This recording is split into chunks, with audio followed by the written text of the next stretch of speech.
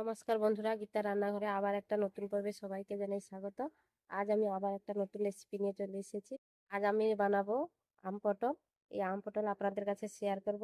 আর এই আম পটলটা বানানো খুবই সহজ। এই গরমের সময় খেতে খুবই ভালো লাগবে। মুখের স্বাদ যদি বদলাতে চান তাহলে একবার হলে এই আম পটলটা বানিয়ে খাবেন, খেতে খুবই ভালো লাগবে।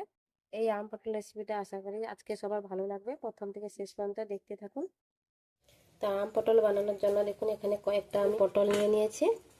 বড় সাইজের পটল নিয়েছি। দেখুন বড় বড় আমি 4টা পটল নিয়ে নিয়েছি আর একটা আম নিয়ে নিয়েছি। পটলটাকে আমি কেটে নেব।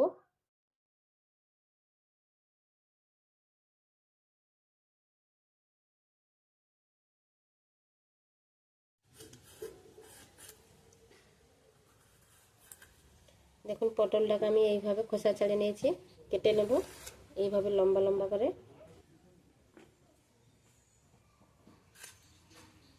পটলগুলো কেটে নেব এইভাবে। এই গরমের সময় সবার একটু মুখে টক স্বাদ হলে খেতে রুচি হয়। এভাবে পটল আর আম দিয়ে আম পটল একবার বানাবেন, খেতে খুবই ভালো হবে। এই গরমে দুপুরে গরম ভাতের সঙ্গে এই আম পটলটা খেতে খুবই ভালো লাগবে। পটলগুলো আমার কাটা হয়ে গেল। এখানে আম পটলের জন্য আমি একটা আম নিয়েছি। আমের খোসাটাকে ভালো করে ছাড়িয়ে নেব একদম। দেখুন আম নিয়েছি। পটল যদি আপনারা বেশি নেন তাহলে আমটাও বেশি করে নেবেন। আমি 4টা পটলের জন্য একটা মিডিয়াম সাইজের আম নিয়েছি। আমের খোসাটাকে দেখুন সুন্দর করে ছাড়িয়ে নিয়েছি, জলে ধুয়ে নেব। আমটাকে জলে ধুয়ে নিয়েছি, পটলগুলোকেও জলে দিয়ে দেব।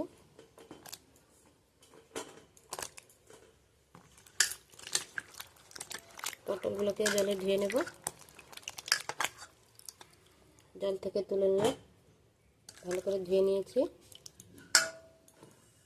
এই আমটাকে ভালো করে ধুয়ে নিয়েছি। এই আমটাকে আমি গ্রেট করে নেব বড় সাইজের গ্রেটার দিয়ে। ভিতরে যে আঁটিটা দেখুন এটা ফেলে দেব। আমটাকে আমি গ্রেট করে নিয়েছি, একটা বাটিতে তুলে নেব।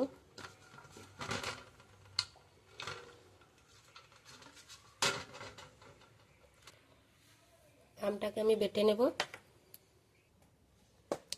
শিলনোড়ায় আমি আমটাকে বেটে নেব।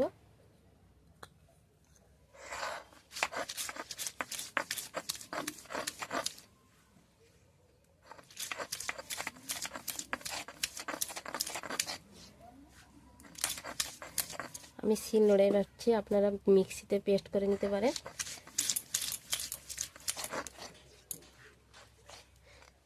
আমটা আমার বাটা হয়ে গেলে তুলে নেব।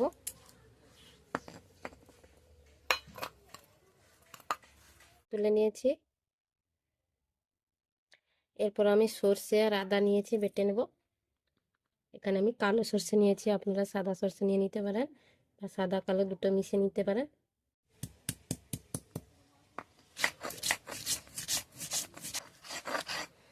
আদা আর সর্ষেটা আমার বাটা হয়ে গেলে তুলে নেব। বাটা হয়ে গেছে, তুলে নিয়েছি। আম সর্ষে আর আদাটা আমার বাটা হয়ে গেছে। এরপর আমি উনুন ধরিয়ে নেব। উনুন ধরিয়ে নিয়েছি, কড়াই বসিয়ে দিলাম। কড়া গরম হয়ে গেছে, সর্ষের তেল দিয়ে দেব। সর্ষের তেল দিয়ে দিয়েছি, পটলগুলো দিয়ে দেব।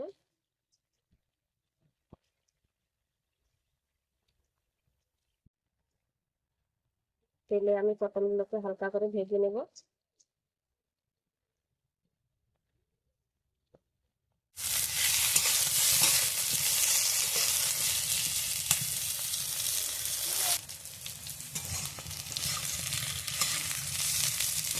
দেখুন বন্ধুরা, পটলটাকে আমি হালকা লাল লাল করে ভেজে নিয়েছি, তুলে নেব।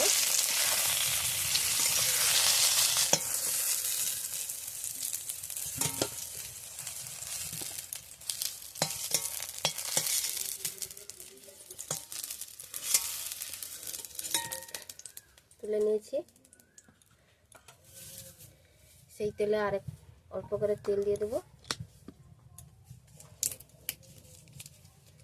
একটা তেজপাতা ফোড়ন দিয়ে দেব, শুকনো লঙ্কা দিয়ে দেব, 5 ফোড়ন দিয়ে দেব, অল্প পরিমাণে কালো জিরে দিয়ে দেব। ফোড়নটাকে একটু নেড়ে নেব।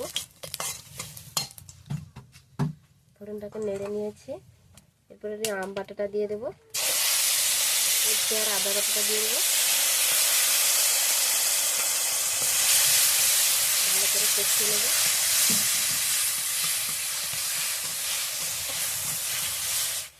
সর্ষে বাটি ধোয়ার জলটা দিয়ে দেবো, একটা টমেটো কুচি দিয়ে দেবো, ভালো করে কষিয়ে নেব। শুকনো শুকনো হয়ে যাবে মশলাটা।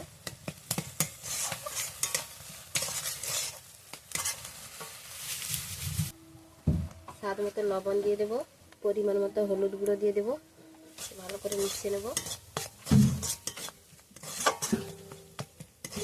দেখুন মশলাটা অনেকটা শুকনো শুকনো হয়ে এসেছে।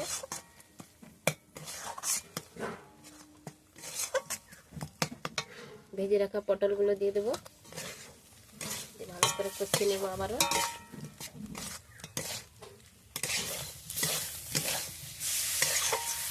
তখন পটলটাকে আবারও আমি ভালো করে কষিয়ে নিয়েছি। পটলটাকে মশলার সঙ্গে ভালো করে কষিয়ে নিয়েছি। এবারে জল দিয়ে দেবো,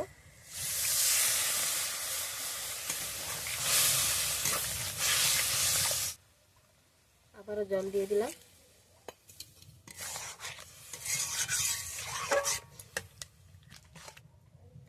আর জল দেবো না, দুটো কাঁচা লঙ্কা চিড়ে নিয়েছি দিয়ে দেবো। 5 মিনিট ঢাকা দিয়ে রান্না করে নেব। ঢাকা দিয়ে দিলাম। 5 মিনিট হয়ে গেছে, ঢাকা নেব। আমি 5 মিনিট মতো রান্না করেছি। দেখুন কতটা সুন্দর হয়েছে। পটলগুলো দেখুন পুরো সেদ্ধ হয়ে গেছে। এইভাবে রাখবো, আর আমি ঝোল মারবো না। তো আমার তৈরি হয়ে গেল আম পটল। গরমের সময় দুপুরে এই আম পটলটা বানিয়ে খেলে মুখের স্বাদ পুরো বদলে যাবে। গরমের সময় মুখের খুবই রুচি হবে এই আম পটলটা। গরমের সময় তো কোনো কিছু খাওয়া যেতে পারে না, এইভাবে যদি আম পটল বানিয়ে নেন তাহলে দুপুরের ভাতে পুরো জমে যাবে। হয়ে গেছে, আমি একটা পাত্রে নামিয়ে নেব। দেখুন বন্ধুরা আম পটলটা কত সুন্দর হয়েছে দেখতে, পুরো একটা লোভনীয় হয়েছে। এমনিতে তো টক জিনিস খুবই লোভনীয় হয়, দেখলেই জিভ থেকে জল বেরিয়ে আসে। তো এখন তো প্রচুর কাঁচা আমের সিজন, কাঁচা আম আর পটল দিয়ে একবার এইভাবে আম পটল বানিয়ে নেবেন, খেতে খুবই দারুণ হবে। যদি ভালো লাগে বন্ধুরা তাহলে একটা লাইক করবে, কমেন্ট করবেন, আর বন্ধুদের সঙ্গে শেয়ার করবেন। আর আমার চ্যানেলটাকে সাবস্ক্রাইব করে আমার পাশে থাকবেন নতুন নতুন ভিডিও পাওয়ার জন্য। তো বন্ধুরা আজকে এই পর্যন্ত, আবার আসবে একটা নতুন ভিডিও নিয়ে। ততক্ষণে সবাই ভালো থাকবেন, সুস্থ থাকবেন।